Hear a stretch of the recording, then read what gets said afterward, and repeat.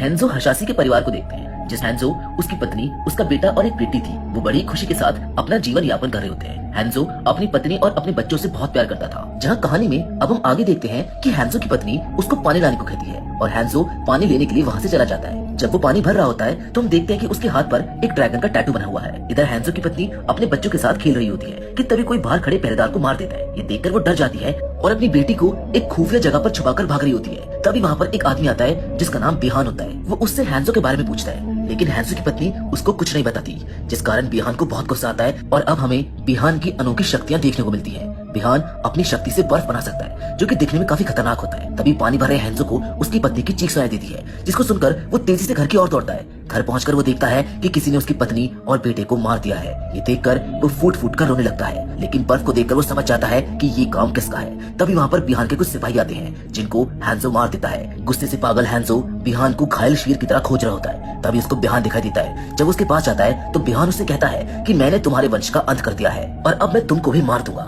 हेंजो से कहता है कि मैं तुम्हें मारकर उन सबकी मौत का बदला लूंगा। हेंजो और बिहान के बीच एक भयानक युद्ध होता है, जिसमें पहले तो हेंजो बिहान पर भारी पड़ता है, लेकिन एंड में बिहान हेंजो के खंजर से उसको मार देता है। मरते वक्त हेंजो बिहान से कहता है कि इस चेहरे को अच्छे से याद रखना। फिर बिहान हेंजो को मरा हुआ समझकर वहाँ से चला जाता है। तभी हेंजो को उसकी बेटी के रोने की आवाज सुनाई देती है, जिसको सुनकर वो उसके पास जाने की कोशिश करता है, लेकिन वो रास्ते में ही दम तोड़ देता है। उसके मरते ही उसके पूरे शरीर में आग लग जाती है और उसका शरीर जलकर राख हो जाता है। तभी वहाँ पर बारिश शुरू हो जाती है और वहाँ पर तूफान के देवता यानी कि लॉर्ड रेडन आते हैं। लॉर्ड रेडन पहले तो हेंजो का खंजर उठाते हैं और बाद में हेंजो की बेटी को लेकर वहाँ से गायब हो जाते हैं। और अब ऐसे ही काफी समय बीत जाता है, जिसके बाद हमें एक संदेश देखने को मिलता है, जिसमें बताया जाता है कि पृथ्वी अब खतरे में है, क्योंकि आउटवर्ल्ड के लोग 9 टूर्नामेंट्स जीत चुके हैं। अगर वो 10वां टूर्नामेंट भी जीत जाएंगे तो इस दुनिया पर आउटवर्ल्ड के लोगों का राज होगा। लेकिन भविष्यवाणी के अनुसार हेंजो हशासी के वंश का एक योद्धा सभी योद्धाओं को एकत्रित करेगा और आउटवर्ल्ड के लोगों को मारकर पृथ्वी को बचा लेगा। अगले सीन में हम एक लड़के को देखते हैं जिसका नाम कोल यंग होता है और वो किसी फाइट के लिए तैयार हो रहा होता है। फिर कोल यंग की फाइट शुरू हो जाती है और इस फाइट को देखने के लिए एक आदमी आता है जिसका नाम जैक्स होता है। वो कोल यंग को बड़ी ध्यान से देख रहा होता है, लेकिन कोल ये फाइट हार जाता है। फाइट हारने के बाद कोल अपनी बेटी के साथ बैठा होता है। तभी वहाँ पर जैक्स आता है और कोल यंग से कहता है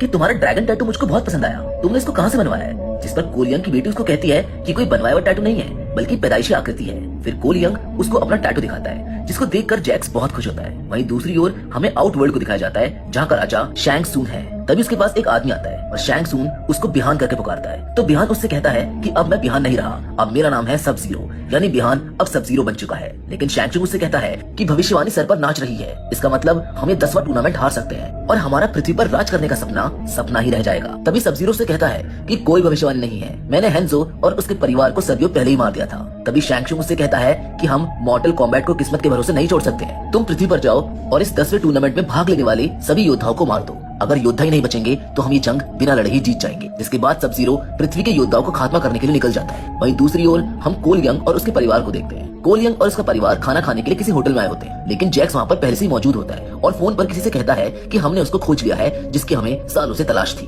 तभी अचानक वहाँ पर बर्फ गिरने लगती है और देखते ही देखते सभी चीज बर्फ में बदल जाती है, क्योंकि पृथ्वी के योद्धाओं को खोजते हुए सब जीरो वहाँ पर पहुंच चुका था। सब जीरो बर्फ से चारों ओर तबाही मचाने लगता है। जैक्स कोल यंग और उसकी फैमिली को कार में बैठाकर वहाँ से निकलने की कोशिश करता है। रास्ते में कोल यंग उससे पूछता है कि ये सब क्या हो रहा है, जिस पर जैक्स उसको बताता है कि बहुत जल्द एक प्रतियोगिता होने वाली है, जिसमें तुमको आउटवर्ल्ड के खतरनाक योद्धाओं से लड़ना पड़ेगा और इसीलिए तुम्हारे शरीर पर ये ड्रैगन की आकृति है और ये आदमी जो हमारा पीछा कर रहा है वो आउटवर्ल्ड के खतरनाक योद्धाओं में से एक है। साथ ही में उसको ये भी बताता है कि जिसके भी शरीर पर ये ड्रैगन का निशान होगा सब जीरो उसको मार देगा। तभी अचानक से सब जीरो उनके सामने आ जाता है। जैक्स गाड़ी रोककर कोल यंग से उसकी फैमिली को एक सुरक्षित जगह ले जाने को कहता है। साथ ही में जैक्स उसे एक एड्रेस देते हुए सोनिया ब्लेड से मिलने को कहता है और कोल यंग अपने परिवार को लेकर वहाँ से चला जाता है। फिर जंग शुरू होती है सब जीरो और जैक्स की।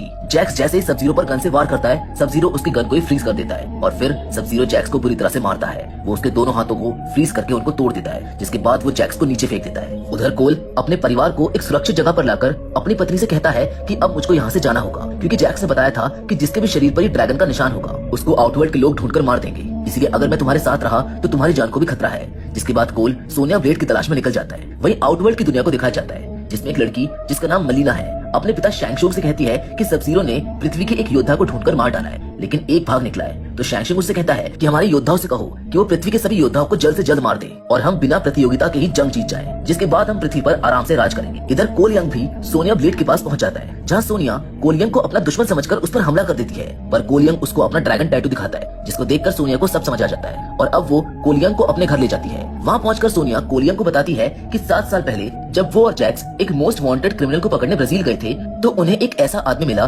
जिसके पास कुछ अनोखी शक्तियां थी, जिस कारण से उसने उनके सभी आदमियों को आसानी से मार डाला। उसके शरीर पर भी ऐसा ही एक निशान था और अंत में जब जैक्स ने उसको मारा तो वो ड्रैगन का निशान जैक्स के शरीर पर आ गया। तो उसने तभी से इसकी रिसर्च करना शुरू कर दिया। इस रिसर्च में उसको पता चला कि भविष्य में एक प्रतियोगिता होगी और जिसके भी शरीर पर ये ड्रैगन का निशान होगा उन्हें इस प्रतियोगिता के लिए चुना जाएगा। लेकिन कोल यंग उसकी इस बात का यकीन नहीं करता। सोनिया उसे कहती है कि ये जंग बहुत जल्द होने वाली है, इसीलिए हमें बाकी के योद्धाओं को भी ढूंढना होगा। वो दोनों आपस में बात कर ही रहे होते हैं कि तभी कोल यंग की नजर एक आदमी पर पड़ती है। कोल यंग उससे कहता है कि तुम कौन हो, जिस पर सोनिया उसको बताती है कि इसका नाम कानो है और ये ड्रग्स और गन की स्मगलिंग करता है। इसके शरीर पर भी एक ड्रैगन का निशान है, इसी वजह से हमने इसको भी कैद कर रखा है। तभी अचानक वहाँ की लाइट चली जाती है और एक ऐसा जीव उन पर हमला कर देता है जो कि अदृश्य था और ये अदृश्य जीव कोई और नहीं बल्कि एक रेप्टाइल होता है। वो दोनों से लड़ रहे होते हैं कि तभी कानो रेप्टाइल के मुंह से निकलने वाले लिक्विड से अपने आप को आजाद कर लेता है, क्योंकि उसके मुंह से जो लिक्विड निकल रहा था वो तेजाब था। जिसके बाद वो तीनों मिलकर उसका सामना करने लगते हैं। कानो एक रॉकेट को खंजर की मदद से रेप्टाइल के शरीर में घुसा देता है, जिससे वो अपने असली रूप में आ जाता है। जिसके बाद कानो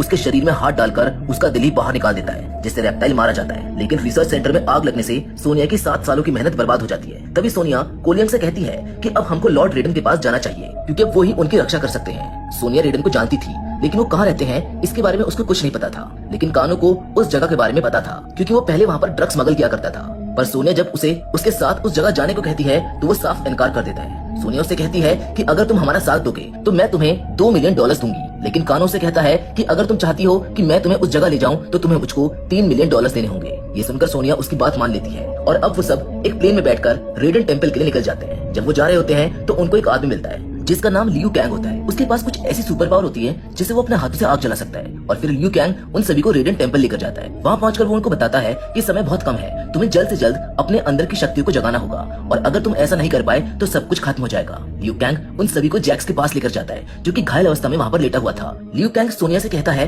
कि मैं पृथ्वी के सभी योद्धाओं को इकट्ठा कर रहा था, तब उसको जैक्स मिला, लेकिन तब तक बहुत देर हो चुकी थी क्योंकि जैक्स की हालत काफी खराब थी। लियू कैंग कहता है कि हम अपनी पूरी कोशिश कर रहे हैं इसको बचाने की। जिसके बाद लियू कैंग उन सभी को लॉर्ड रेडन के पास लेकर जाता है। वो कहता है कि उसने पृथ्वी के सभी योद्धाओं को इकट्ठा कर लिया है, लेकिन लॉर्ड रेडन उन्हें देखकर काफी निराश हो जाते हैं क्योंकि वो लोग आउटवर्ल्ड के योद्धाओं की तुलना में काफी कमजोर थे। अगली सुबह लियू कैंग ध्यान लगाए बैठा होता है, तभी अचानक उसके हाथ पर जल रही आग बुझ जाती है क्योंकि वहाँ पर सब जीरो आ जाता है। सब जीरो और लियू कैंग के बीच एक फाइट होती है जिसमें सब जीरो लियू कैंग पर भारी पड़ रहा होता है, लेकिन तभी वहाँ पर लियू कैंग का भाई कुंगलाओ भी आ जाता है और देखते ही देखते वहाँ आउटवर्ल्ड के सभी योद्धा आ जाते हैं। वो पृथ्वी के योद्धाओं पर हमला करने वाले होते हैं कि तभी वहाँ पर लॉर्ड रेडन आ जाते हैं और अपने चारों तरफ एक सुरक्षा कवच बना लेते हैं, जिससे आउटवर्ल्ड के लोग वहाँ से चले जाते हैं क्योंकि वो लॉर्ड रेडन द्वारा बनाए गए सुरक्षा कवच को तोड़ नहीं पाते। अगली सुबह उन सभी की ट्रेनिंग शुरू होती है, लेकिन सोनिया को इस ट्रेनिंग से दूर रखा जाता है क्योंकि उसके शरीर पर ड्रैगन का निशान नहीं होता और उन लोगों का मानना होता है कि बिना निशान के कोई भी योद्धा अपने अंदर की शक्ति को जगा नहीं सकता है। सोनिया जैक्स के पास बैठी होती है, तभी अचानक जैक्स को होश आ जाता है और वो अपने हाथों को देखकर काफी परेशान होता है क्योंकि उसके शरीर की अपेक्षा उसके हाथ बहुत कमजोर होते हैं। इधर ट्रेनिंग करते समय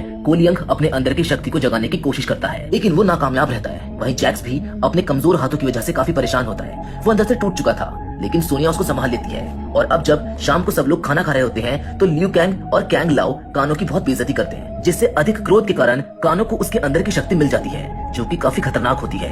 ये देखकर कानो बहुत खुश होता है। एक दिन ट्रेनिंग से परेशान होकर कोल यंग अपने परिवार की फोटो देख रहा होता है, तभी उसके पास लॉर्ड रेडन आते हैं जो कोल यंग से कहते हैं कि तुम अपने अंदर की शक्ति को जगा नहीं सके, इसलिए तुम हम सब पर एक बोझ हो। कोल यंग उससे कहता है कि अगर मैं तुम सब पर बोझ हूँ तो मेरे शरीर पर ये ड्रैगन का निशान क्यों है।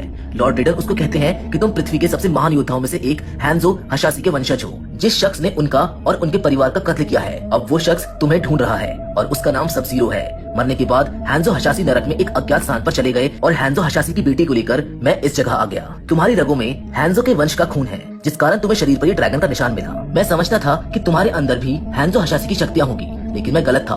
इतना कहकर लॉर्ड रेडन कोलियंग को उसके परिवार के पास भेज देते हैं। दूसरी ओर हमें आउटवर्ल्ड की दुनिया को दिखाया जाता है, जहाँ शैंग सुंग अपने योद्धाओं को इकट्ठा कर रहा होता है, जहाँ पर हम शैंग सुंग के और योद्धाओं को भी देखते हैं, जिसमें नितारा जो कि एक वैम्पायर होती है, और इन्हीं के साथ हम केवल और रिको को भी देखते हैं, जो कि दिखने में काफी भयानक होते हैं। इसके अलावा भी हम एक और खतरनाक योद्धा को देखते हैं, जिसका नाम प्रिंस ग्रो होता है। फिर शैंग सुंग अपने योद्धाओं से कहता है कि यही सही समय है, हमें पृथ्वी के सभी योद्धाओं को एक साथ रेडन टेम्पल में मारकर अपनी जीत सुनिश्चित करनी होगी। लेकिन सबसे पहले हमें रेडन द्वारा बनाए गए सुरक्षा कवच को तोड़ना होगा, जिस पर केवल उसे कहता है कि ये काम तुम मुझ पर छोड़ दो। जिसके बाद केवल रेडन टेम्पल जाता है और कानो से मिलता है। केवल उसे कहता है कि अगर तुम हमारा साथ दोगे तो हम ये रेडन का टेम्पल तुमको गिफ्ट में देंगे। अब क्योंकि कानो लालची था, इसलिए लालच में आकर वो रेडन टेम्पल के सुरक्षा कवच को तोड़ देता है, जिससे आउटवर्ल्ड के सभी योद्धा वहाँ पर पहुंच जाते हैं। और अब पृथ्वी और आउटवर्ल्ड के योद्धाओं के बीच एक भयंकर लड़ाई होती है, जिसमें आउटवर्ल्ड के योद्धा पृथ्वी के योद्धाओं पर भारी पड़ रहे होते हैं। इधर कोलियंग को भी किसी के आने का एहसास होता है। जब वो बाहर निकलकर देखता है तो एक 4 हाथों वाला राक्षस जिसका नाम प्रिंस क्रो है निकलकर उसके सामने आता है, जिसको देखकर वो काफी डर जाता है। लेकिन अपने परिवार को बचाने के लिए उसे उससे लड़ना पड़ता है। इस लड़ाई में वो राक्षस कोलियंग को पूरी तरह से मारता है, और जब वो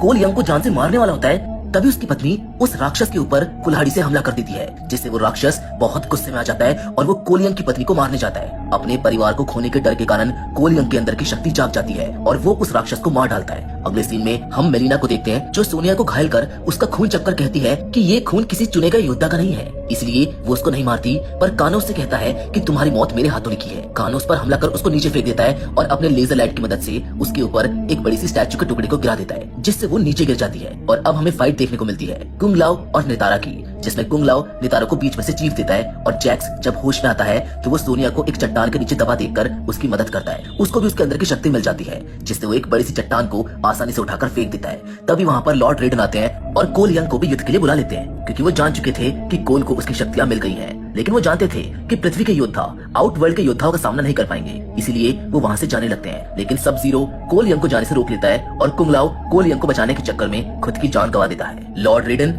उन्हें बुजुर्ग देवताओं की भूमि में ले आते हैं, क्योंकि आउटवर्ल्ड के लोग वहाँ नहीं आ सकते थे। वहाँ पहुंचकर वो लोग आउटवर्ल्ड के लोगों को हराने की योजना बनाते हैं। लॉर्ड रेडन कोलियंग को हैंजो हसाशी का खंजर देकर बोलते हैं कि अगर तुम इसका इस्तेमाल युद्ध में करोगे तो हैंजो हसाशी की आत्मा तुम्हारे साथ लड़ेगी। और अब योजना के अनुसार जैक्स, रिको, सोनिया और कानो, लियू कैंग, केविल और कोलियंग मिलीना के साथ युद्ध करते हैं। सबसे पहले जैक्स रिको के सर को अपने दोनों हाथों से कुचलकर उसको मार डालता है, और फिर सोनिया भी कानो को मौत के घाट उतार देती है, जिससे कानो की सारी शक्तियां सोनिया के पास आ जाती है। इधर लियू कैंग भी केविल को कीचड़ में फंसाकर मार देता है, लेकिन मेलिना कोलियंग पर भारी पड़ती है। तभी वहाँ पर सोनिया आती है और मेलिना को एक ही झटके में मौत के घाट उतार देती है। वहीं दूसरी ओर कोलियंग के परिवार को दिखाया जाता है, जो कहीं जाने की तैयारी कर रहे होते हैं। तभी वहाँ पर सब जीरो आ जाता है, और अगले ही पल हम सब जीरो को कोलियंग के पास देखते हैं। कोलियंग को उसकी बेटी का ब्रेसलेट दिखाता है। ब्रेसलेट देखकर कोलियंग समझ जाता है कि उसका परिवार खतरे में है। वो बिना कुछ सोचे समझे सब जीरो के पीछे निकल जाता है, जहाँ पहुंचकर वो देखता है कि सब जीरो ने उसके परिवार को बर्फ में कैद कर दिया है। तभी सब जीरो कोलियंग के ऊपर हमला कर देता है, और फिर जंग शुरू होती है। सब जीरो और कोलियंग के बीच फाइट होती है, जिसमें सब जीरो